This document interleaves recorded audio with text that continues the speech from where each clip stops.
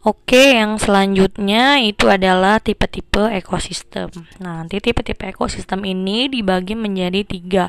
Yang pertama itu ada ekosistem darat, yang kedua ada ekosistem air, yang ketiga yaitu ada ekosistem buatan. Nah, ekosistem darat itu adalah ekosistem yang lingkungan fisiknya berupa daratan. Nah, jadi berdasarkan urutan letak geografis dari kutub ke ekuator, ekosistem ini dapat dibedakan menjadi beberapa bioma. Nah, yang pertama yaitu adalah bioma tundra.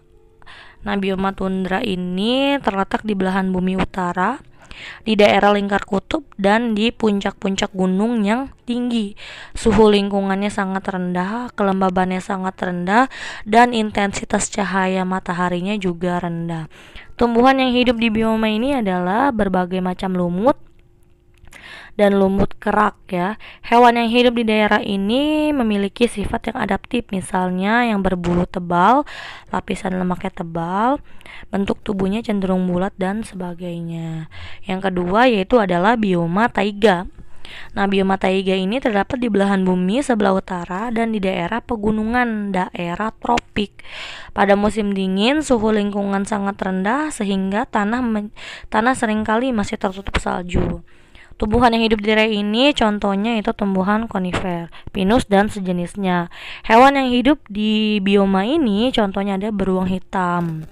Nah, selanjutnya yang ketiga yaitu adalah bioma hutan gugur.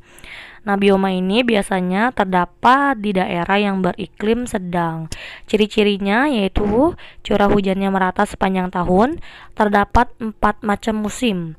Pohon-pohonannya jarang. Hewan yang hidup antara lain adalah rakun, rusa, beruang, rubah, dan tupai. Nah, selanjutnya itu adalah bioma gurun. Bioma gurun ini terdapat di daerah tropik yang berbatasan dengan padang rumput. Ciri-ciri bioma ini adalah intensitas cahaya mataharinya sangat tinggi, curah hujannya rendah, suhu siang hari sangat tinggi, dan suhu malam harinya sangat rendah.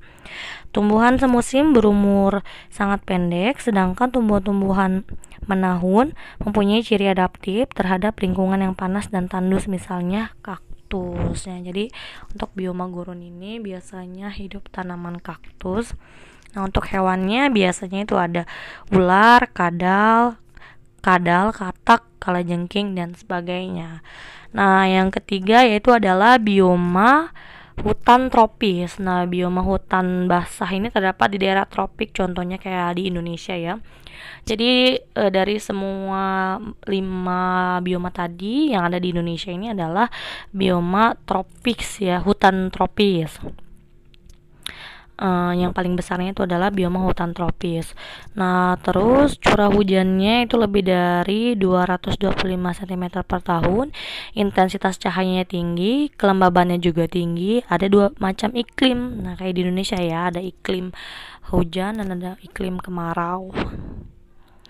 Oke, terus selanjutnya yaitu adalah ekosistem air.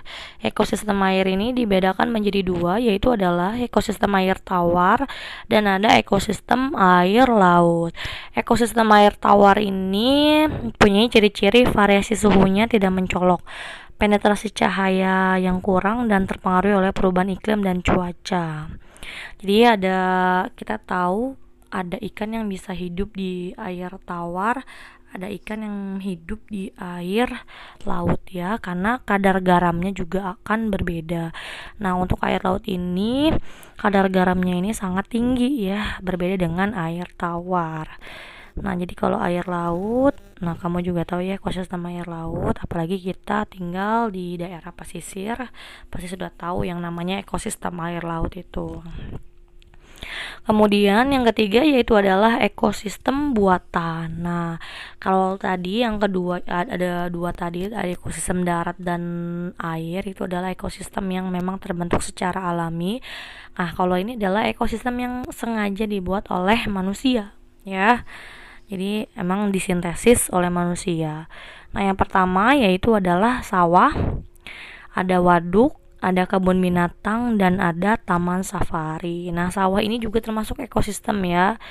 Nah, ekosistem sawah ini dibuat oleh manusia untuk menanam beragam jenis tanaman. Salah satunya padi. sebagai kebutuhan pokok manusia untuk dapat terpenuhi. Jadi kenapa mesti dibangun ekosistem buatan, yaitu untuk memenuhi kebutuhan manusia sendiri ya. Yang kedua yaitu adalah waduk. Waduk adalah sebuah tempat penampungan air raksasa yang dibuat oleh manusia. Nah, waduk ini untuk apa? Waduk ini berfungsi untuk penyedia air bagi manusia. Selain itu, waduk juga bisa dipakai sebagai sistem irigasi sawah ya. Jadi, waduk ini bisa dipakai juga untuk irigasi sawah. Yang ketiga yaitu adalah kebun binatang. Nah, kebun binatang ini memang sengaja dibuat oleh manusia untuk sarana edukasi ya, untuk pengenalan jenis-jenis hewan. Nah, jadi kita tahu ada berbagai macam hewan, kita bisa belajar berbagai macam hewan yaitu ada di kebun binatang. Nah, kemudian yang keempat itu adalah taman safari. Nah, taman safari ini adalah upaya untuk pelestarian flora dan fauna melalui pembuatan lingkungan buatan. Nah, misalnya ada flora atau fauna yang langka atau yang memang mau punah, nah makanya dibentuklah taman safari ini untuk sebagai pelestarian flora dan fauna, hewan dan tumbuhan ya. Oke, yang selanjutnya itu adalah interaksi dalam ekosistem ya. Nah, jadi di dalam ekosistem ini kan makhluk hidupnya saling berinteraksi atau berhubungan. Nah, yang pertama yaitu adalah interaksi antar komponen biotik. Nah, jadi antar komponen biotik ini bisa berinteraksi atau berhubungan satu sama lain. Yang kedua itu adalah interaksi antar komponen biotik dengan komponen abiotik. Oke, komponen biotik dulu ya. Yang pertama yaitu adalah simbiosis mutualisme. Nah, simbiosis mutualisme ini adalah bentuk hubungan atau interaksi antar organisme dari dua spesies yang berbeda. Nah, hubungan ini menguntungkan keduanya ya. Jadi ketika dua organisme ini berinteraksi atau berhubungan, maka dia akan menguntungkan satu sama lain. Contohnya apa? Contohnya misalnya lebah dengan bunga ya. Jadi lebah ini bisa membantu penyerbukan bunga. Nah, kemudian si lebahnya ini bisa mendapatkan madu dari si bunganya, nektar dari si bunganya ya. Atau misalnya interaksi antara burung jalak dengan kerbau ya. Si kerbaunya ini bisa dimakan kutunya, si burung jalaknya ini bisa dapat makanan dari badan si kerbaunya tadi. Nah, yang kedua yaitu adalah simbiosis komensalisme. Nah, kalau tadi saling menguntungkan, kalau komensalisme ini adalah bentuk hubungan atau interaksi antar organisme dari dua spesies yang berbeda, yang mana satu organisme saja yang hanya diuntungkan. Jadi, organisme yang lainnya ini tidak diuntungkan dan tidak juga dia rugikan ya. Jadi netral aja. Contohnya yaitu adalah ikan hiu dengan ikan remora. Jadi ikan remora ini dia menempel pada badan ikan hiu. Nah, ikan remoranya ini mengapa dia menempel? Supaya dia bisa mendapatkan makanan dari sisa makanan dari ikan hiu ya.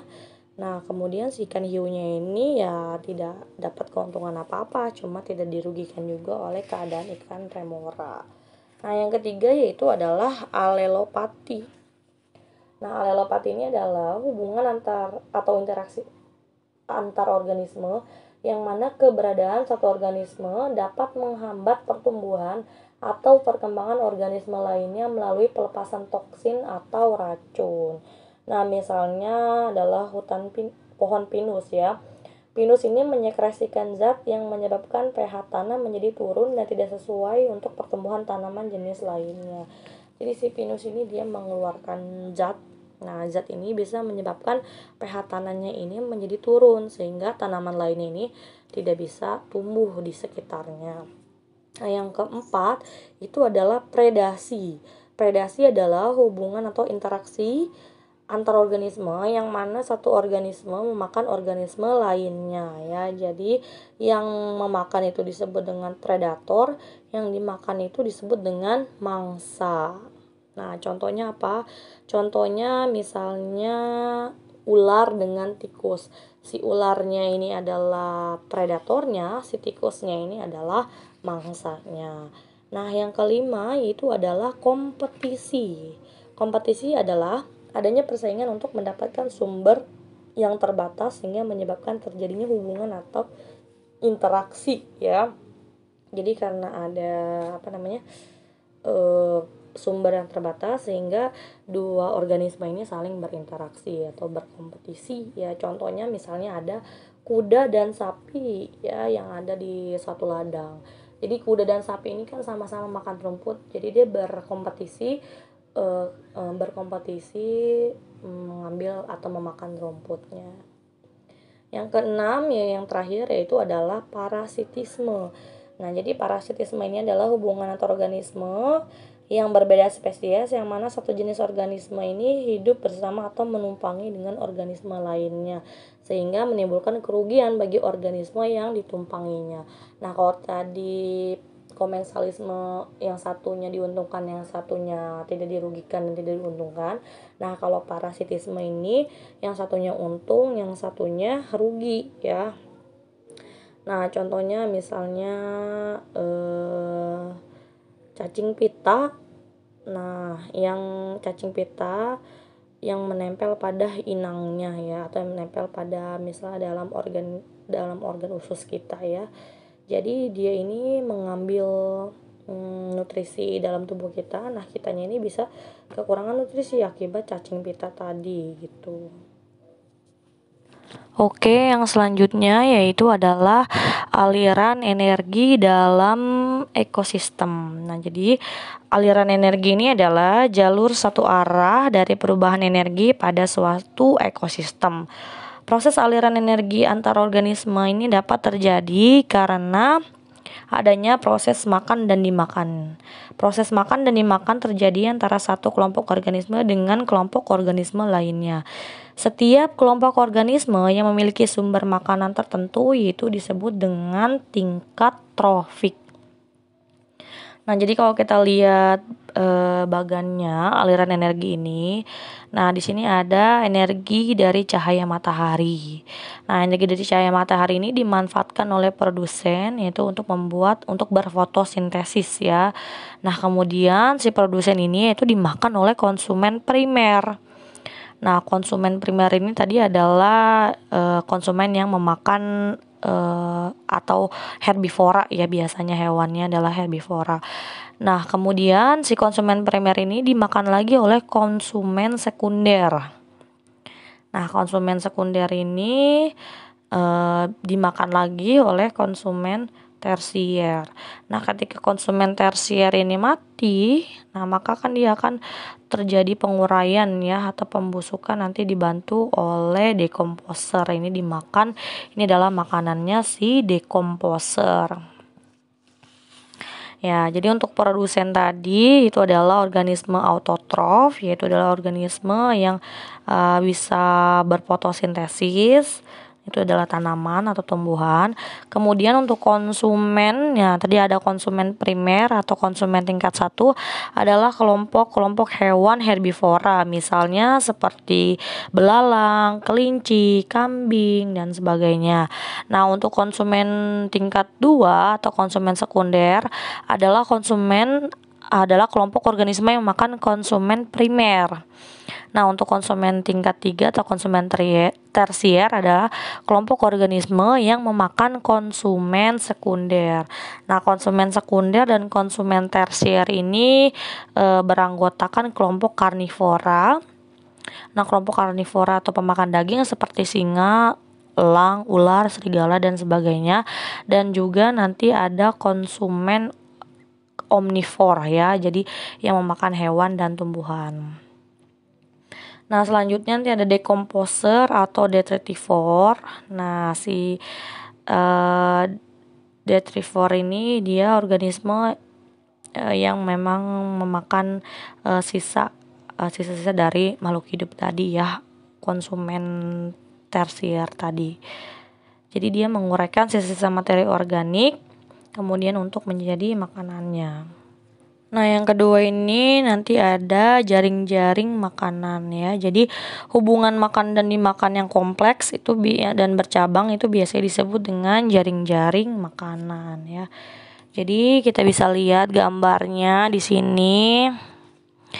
yang itu ada rantai makanan, dan yang itu adalah contoh dari jaring-jaring makanan. Jadi kalau misalnya dia bentuknya kompleks, nah itu disebut dengan jaring-jaring makanan.